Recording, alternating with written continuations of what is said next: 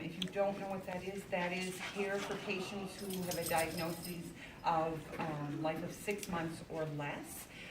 So we actually do comfort care. We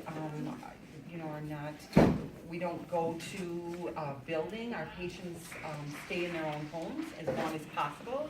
So what we're recruiting for are patient visitors. So you would go to wherever the patient calls home, whether that's in their own home or a facility, and simply go visit with them. So the process of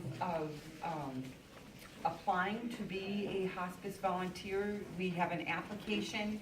We would require 3 references, and then we do some background checks. Once that's completed, you would be getting a training manual. I give you a couple weeks to go through that, and then we set you up for trainings. I do all of the trainings and happy to do them right here at Madison College, so it would save you a trip. Training looks about a 4-hour training. Once that's completed, you would be required to get a 2-step TB. That is free of charge. And again, I can bring my nurses here and give you those it's a 2-step TB. So you get a TB, 2 days later you have a nurse look at your arm, a week to 3 weeks later we repeat that process, and then you'd be ready to be matched with a patient. So lots of times people are like, wondering what do those visits look like. They're based on a month duration, and a frequency typically is anywhere from 1 to 4 visits a month. Very, very flexible, so it doesn't have to be the same day and time of each month. We leave that up to you and the patient. We give you contact information for that patient, and then you set those visits up. We ask that you call a day of. So, if you're thinking about visiting, today, we would ask that you would call the patient just to confirm that today is a good day. You would go visit with them. Usually visits should last anywhere from a half hour to an hour. And then you would be required just to fill out a visit note. We give you pre-stamped envelopes, and we go through all this in training, but it's a very short note as far as patient name, location, the time you started the visit, the time you ended, the date, your signature, a little brief synopsis of what the visit was about, and then you just mail that in. We do need that to, put in the patient's files, but that's pretty much it. So friendly visiting. The other option too, many times people tell me, I don't think I can work with hospice, but we also have kind of behind the scenes, so we're always looking for folks to come into our office, which is on the far east side. If you know where all those car dealers are, we're in the big Park Bank building on the hill.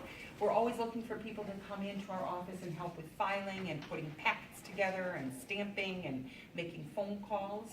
So, that's an option for you as well. Pretty easy stuff. I've got pamphlets for you. Any questions that you may have for me? No? Yes. Is there a certain time frame that you'd like a volunteer to stay on? A month, 2 months, 3 months? We like to have you a 6-month, good question, because the training is pretty intense, and I always am very upfront. The training manual is very thick, and I always like to tell you that because I don't want to scare anybody off. It's very, very valuable information. It's very necessary when you're dealing with hospice patients. And then in training, we just basically briefly go over the role of the volunteer. So yes, so as far as the training, it is pretty intense, but good question. We like to keep you on at least 6 months. However, I would say 85 to 90% of our volunteers are students. So I'm very, very used to working with student schedules. I get it. I was once, a long time ago, a student myself. I know many of you are balancing classes and working, and sometimes families at home, and life gets crazy busy. So what we ask is just to keep us afloat. If there is a month that you're like, oh my goodness, I don't know how I'm going to get those 2 volunteer visits in, because they are doctor's orders. Volunteer visits are doc's orders that we have to keep compliant in. Very, very important. Please just let me know. Like I said, I'm very used to working with your schedules, that I can possibly get another volunteer in to do those visits for that month. Or, you know, life happens. Sometimes you need to be put on hold. I get that. We work really closely with that. So super flexible. I really want to stress that. It's, you know, we don't want this to be another stressor on your plate, because you've got a lot going on, and we get that. So that's why we make it really easy. I would say the toughest part is, and it's not even tough, it's just that it's lengthy, is that training. And I've had a couple people like look at the binder and like, yeah, no, I can't do it. But I'm really, really, you know, easy to work with, and I give you as much time as you're gonna need. So if it's a couple of weeks and you're like, yeah, Stacy, I didn't get through that binder yet, I get it, and we can put you on hold. So, so if you take away anything, please take some of our brochures, and just to know that, I know there are many volunteer opportunities out there. I get it.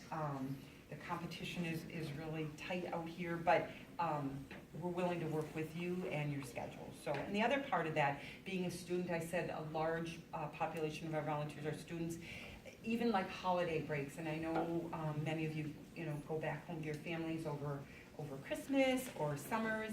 I can then, if you let me know enough in advance, I can pull other volunteers that are perhaps not students to take over for you while you're gone as well. So, any other questions? Good question.